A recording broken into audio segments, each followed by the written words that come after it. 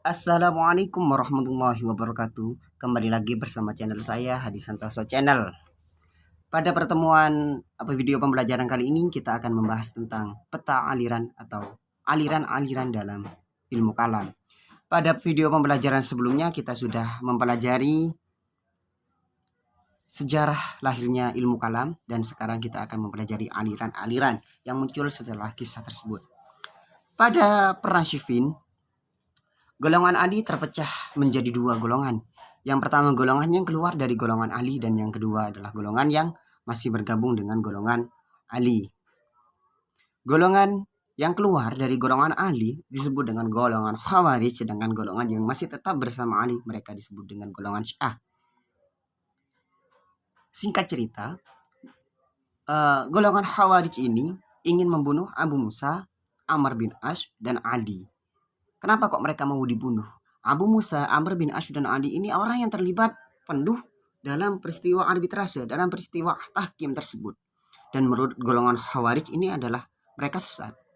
Namun yang terbunuh hanya Ali. Nah, dari konflik Khawarij dan Syiah, ini nanti muncul yang namanya aliran Murji'ah. Dari aliran Murji'ah ini muncullah aliran Mu'tazilah. Dari aliran Mu'tazilah muncul aliran Asy'ariyah. Penjelasan nanti kita kembali ke sini. Terlebih dulu kita pahami masing-masing dari aliran-aliran ini. Yang pertama aliran Khawarij. Khawarij ini berasal dari kata kharaja, ya artinya keluar. Keluar bagaimana? Mereka awalnya ini adalah pasukan Ali, golongan-golongan Ali. Mereka juga mengakui kekhalifahan Ali. Lalu akhirnya mereka menolak setelah terjadi peristiwa tahkim. Setelah terjadi peristiwa tahkim atau arbitrase pada saat perang Siffin, mereka menolak keputusan tersebut dan mereka akhirnya kharajah keluar dari golongan Ali tersebut. Konsep pemahaman dari aliran ini bahwa siapa yang tidak berhukum dengan hukum Allah, maka mereka adalah kafir. Siapa yang tidak berhukum dengan hukum Allah, maka mereka adalah kafir. Lah, peristiwa tahkim tersebut mereka menganggap bahwa Ali, Abu Musa, Muawiyah, dan Amr bin As tidak menyandarkan hukum kepada Allah. Mereka membuat hukum sendiri. Lah, akhirnya mereka disebut dengan kafir. Dan bahkan mereka ingin membunuhnya, namun yang terbunuh hanya Ali.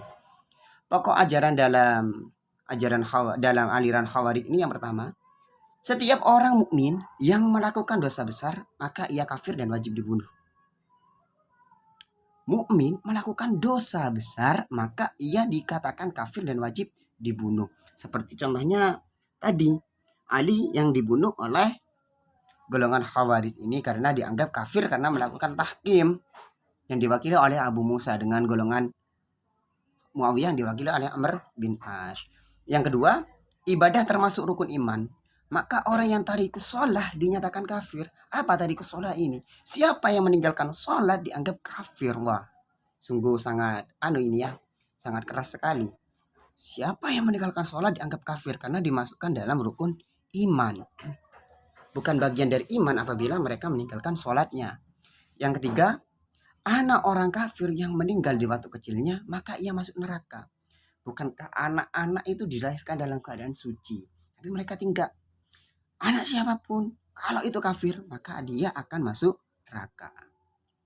Nah, namun dari situ, mereka juga ada bagusnya juga. Yang terakhir ini dalam segi politik, khalifah tidak harus keturunan Arab. Jadi siapapun yang Islam dan sudah balik, dianggap layak menjadi khalifah, walaupun itu bukan keturunan Arab, maka berhak menjadi khalifah. Itu yang pertama golongan atau teologi Khawarij. Yang kedua, golongan Syiah. Syiah ini adalah golongan yang masih bergabung dengan dan setia dengan Ali. Syiah ini berasal dari bentuk tunggal dari kata syi'. Syiah ini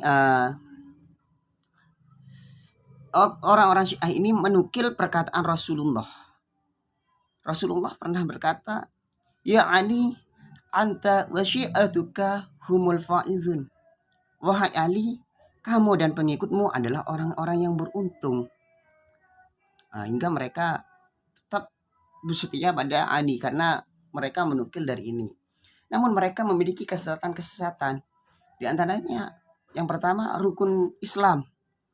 Rukun Islam mereka itu tidak ada syahadat. Jadi mereka tidak perlu syahadat, maka mereka sudah masuk Islam. Rukun Islam mereka salat, zakat, puasa, haji, dan wilayah atau perwalian. Mereka menganggap, mereka yakin bahwa pemimpin sesudah Rasulullah itu Ali, Abu Bakar, Umar, di Utsman, 3 khalifah sebelum Ali itu dituduh merampok kepemimpinan Ali. Itu keyakinan umat-umat Syiah. Padahal Ali sendiri mengatakan bahwa pemahaman yang tersebut sesat. Siapa yang mengutamakan Ali atas Abu Bakar, Umar, dan Utsman, maka Ali sendiri itu mencambuk mereka dengan mengambil tindakan dengan mencambuk mereka sebanyak 80 kali. Karena mereka meyakini sebuah kebohongan.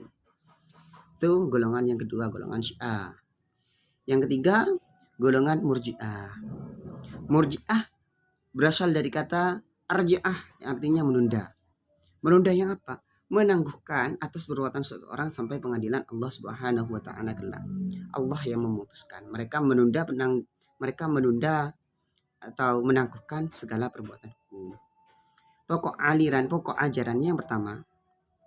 Nah, ini juga lumayan lucu ini, lumayan aneh lah gimana itu. Yang pertama, pengakuan iman cukup dalam hati. Lah, iman cukup dalam hati, tidak usah berbuat. Jadi walaupun kita berbuat kemaksiatan, berbuat sesuatu yang benar atau sesuatu yang salah, tetap kita dikatakan orang yang beriman. Pengikut dari golongan ini tidak dituntut untuk membuktikan keimanannya. Hanya mereka yakin saja dengan keimanan tersebut, maka mereka masih dikatakan dengan beriman. Nah, hal ini yang mengganjal bagi pengikut-pengikut dari golongan Murji'ah ini. Karena pada dasarnya iman dan amal itu adalah satu kesatuan. Yang kedua, selama meyakini 2 kalimat syahadat, seorang muslim yang berdosa besar tidak dihukum kafir lah. Berbeda dengan aliran Khawarij. Tadi. Khawarij tadi siapa yang melakukan dosa besar disebut dengan kafir. Sedangkan aliran Murji'ah ini, mereka yang mengucapkan syahadat, 2 kalimat syahadat, walaupun mereka sudah melakukan dosa besar, maka mereka tidak disebut kafir. Hukum pada manusia ditangguhkan atau ditunda. Nanti dikembalikan kepada Allah. Tokoh dalam aliran ini adalah Hasan bin Bilal Musni, Abu Salat Saman, dan Tirar bin Umar. Yang keempat, aliran Mu'tazilah. Mu'tazilah ini berasal dari kata i'tizal, artinya memisahkan diri. Tokoh-tokohnya ada Wasil bin Atta, Abu Huzail al-Alaf, An-Nazam, dan Al-Jubai. Wasil bin Atta ini pada suatu hari beliau berpisah dari gurunya. Gurunya tersebut bernama Imam Hasan al-Basri. Karena adanya perbedaan masalah dosa besar. Orang mukmin yang dosa besar masih mukmin menurut Hasan al-Basri. Nah, sedangkan menurut Wasil bin Atta ini mengatakan bahwa orang yang melakukan dosa besar, mereka bukan mukmin, mereka bukan pula kafir. Akhirnya muncullah aliran Mu'tazilah, aliran yang memisahkan diri dari aliran yang sebelumnya.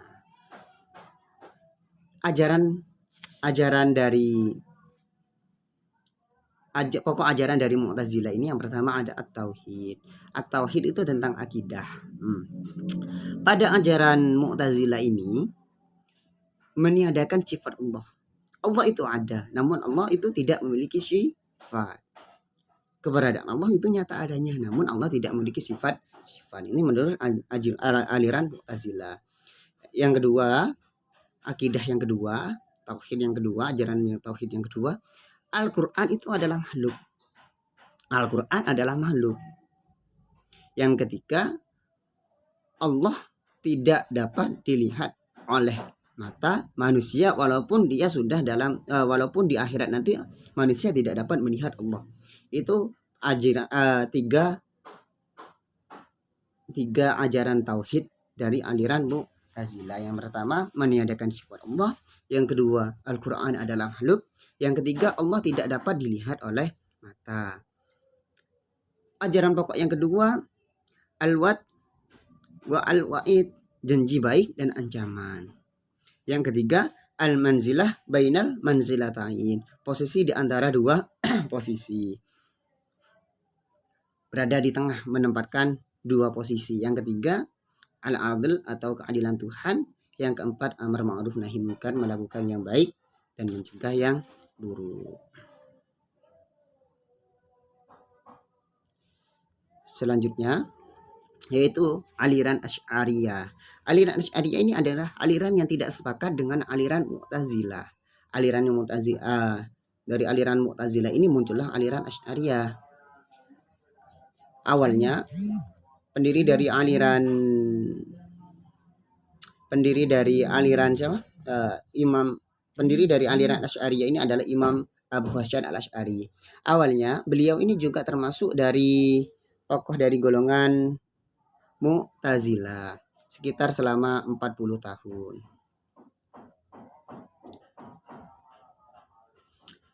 Aliran ini muncul karena adanya ketidakpuasan jawaban gurunya dalam menjawab tentang keadilan Tuhan yang hanya menggunakan batas-batas rasional akal saja. Nah, pada aliran Mu'tazilah sebelumnya itu mereka hanya terbatas pada akal saja. Imam Abu Hasan al-Asy'ari ini tidak puas dengan jawaban dari gurunya di kalangan Mu'tazilah tersebut. Tidak puas dengan jawaban tentang keadilan Tuhan yang hanya menggunakan batas-batas akal saja dari jawaban guru tersebut, maka akhirnya Imam Abu Hasan ini mendirikan pemahaman sendiri yang dikenal dengan aliran Asy'ariyah. Ajaran-ajaran pokoknya yang pertama sifat-sifat Allah. Nah, bedanya tadi di aliran Mu'tazilah itu sifat-sifat Allah tidak ada, sedangkan di aliran Asy'ariyah ini Allah memiliki sifat. Allah nyata dan Allah memiliki sifat. Yang kedua, jika Al-Quran tadi pada aliran Mu'tazilah itu dianggap sebagai makhluk, maka pada aliran Asy'ariyah ini Al-Quran ini adalah kalam Allah. Yang ketiga, pada aliran Mu'tazilah tadi itu Allah tidak dapat dilihat oleh manusia, sedangkan di aliran Asy'ariyah ini manusia bisa melihat Tuhan ketika sudah di akhirat nanti. Pemahaman ini terdapat dalam Quran surat Al-Qiyamah yang berbunyi wujuh yauma idzin nadhirah. Orang-orang mukmin saat itu wajah orang-orang mukmin saat itu dalam keadaan berseri-seri. Ila rabbiha nadhirah, karena memandang Tuhannya. Artinya mereka menganggap bahwa manusia itu bisa melihat Tuhan. Yang keempat perbuatan manusia. Yang kelima ajaran pokok yang kelima antromorfisme, Allah bersemayam di arsy. Yang keenam adalah keadilan Tuhan. Lalu firqah selanjutnya atau teologi selanjutnya yaitu aliran Maturidiyah. Aliran Maturidiyah ini hampir selaras dengan aliran Asy'ariyah. Ini muncul juga akibat ketidakpuasan dari aliran Mu'tazilah. Aliran Maturidiyah ini ada dua. Mereka berada di dua tempat. Yang pertama Maturidiyah yang berada di Samarqandi.